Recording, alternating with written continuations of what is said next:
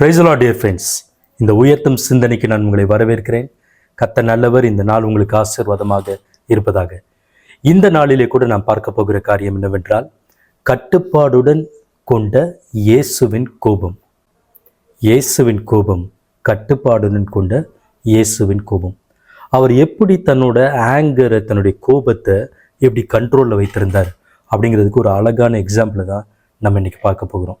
நம்ம எல்லாருக்கும் தெரியும், தேவ ஆலயத்தில் ஆடு மாடு விற்கிறவர்களை, புறா விற்கிறவர்களை, காசுக்காரரை கிறிஸ்து கோபப்பட்டு துரத்தி விட்டார் அப்படிங்கிறது நமக்கு தெரியும். அந்த சம்பவத்தை நம்ம வாசிக்கும்போது ஒரு முக்கியமான விஷயத்தையும் நம்ம அதில் அப்சர்வ் பண்ணலாம். யோவான் 2வது அதிகாரம் 15-16 வசனங்களை நான் உங்களுக்காக வாசிக்கிறேன். இதில் பாருங்க, 15வது வசனம். கயிற்றினால் ஒரு சவுக்கை உண்டு பண்ணி அவர்கள் யாவரையும் ஆடு மாடுகளையும் தேவாலயத்துக்கு புறம்பே துரத்தி விட்டு காசுக்காரருடைய பலகைகளை கொட்டி பலகைகளை கவிழ்த்து போட்டு, எல்லாரையும் துரத்தி விடுகிறாரு. ஆடு மாடுகளை துரத்தி விடுகிறாரு. காசுக்காரர் பலகைகளை கொட்டி அவர்களையும் துரத்தி விடுகிறாரு இல்லையா?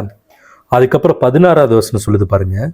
புறா விற்கிறவர்களை நோக்கி, இவைகளை இவ்விடத்திலிருந்து எடுத்து கொண்டு போங்கள், என் பிதாவின் வீட்டை வியாபார வீடாக்காதிருங்கள் என்றார். ஆடு மாடுகளை சவுக்கை உண்டு பண்ணி துரத்தினவர், மனிதர்களை துரத்தினவர், புறாவிடத்தில் வரும்போது அந்த புறாக்களை அவர் வீசி விடவில்லை.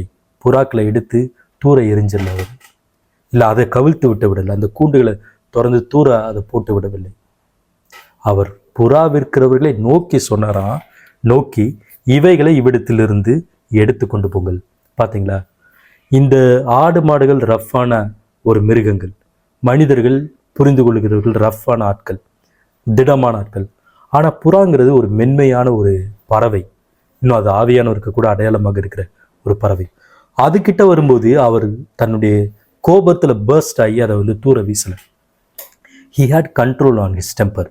அதனால தான் அது ரொம்ப அழுத்தமாக மத்தையிலையும் சரி, இங்கேயும் எழுதியிருக்குது, யோவான்லையும், புறா இருக்கிறவர்களை நோக்கி அவர்களை எடுத்து கொண்டு போங்கன்னு தான் சொன்னார் அப்படின்னு எழுதியிருக்கிறது.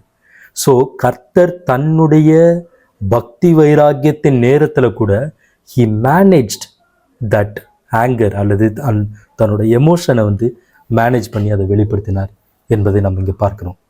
இன்றைக்கு நம்ம அநேக நியாயமான காரியங்களுக்கு கோபப்படுகிறோம். ஈவன் கர்த்தருக்கு பிரியமில்லாத காரியங்களை நம்ம டாலரேட் பண்ணுறதில்ல. ஆனால் ஈவன் அந்த மொமெண்ட்டில் கூட we have to manage and control our ஆங்கருங்கிறது கிறிஸ்து அழகாக இங்கே வெளிப்படுத்தி இருக்கின்றார். அதை தான் நம்ம ஃபாலோ பண்ணணும். இப்படி ஒரு ஆங்கர் மேனேஜ்மெண்ட்டை நம்ம ஃபாலோ பண்ண கர்த்தர் நமக்கு உதவி செய்வாராங்க. பொதுவாக எல்லா டாக்டர்ஸு, எல்லா ஹெல்த் அட்வைசர் சொல்கிறது, அதிகமாக கோபப்படுவது நம்முடைய உடலுக்கு கேடு என்று சொல்லுகிறார்கள். நீண்ட காலம் நல்ல நீடிய ஆயுளோடு வருவதற்கு, வாழ்வதற்கு நம்ம கோபப்படாமல் இருக்க வேண்டும். தேவையற்ற அநியாயமான கோபங்களை நம்ம எடுத்துக்கொள்ளக்கூடாது என்று அறிவுரை சொல்லுகிறார்கள்.